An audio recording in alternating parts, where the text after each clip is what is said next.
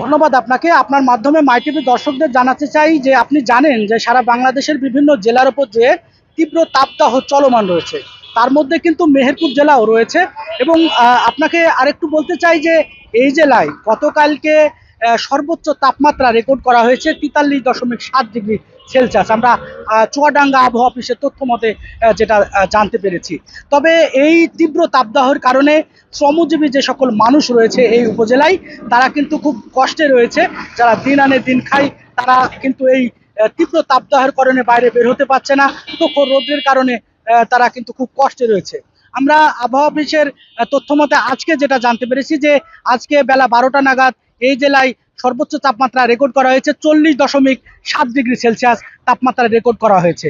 এবং আমরা যে সকল স্বাস্থ্য কেন্দ্রগুলো রয়েছে সে সকল স্বাস্থ্য কেন্দ্রগুলো কর্মকর্তাদের সাথে আমরা কথা বলেছি।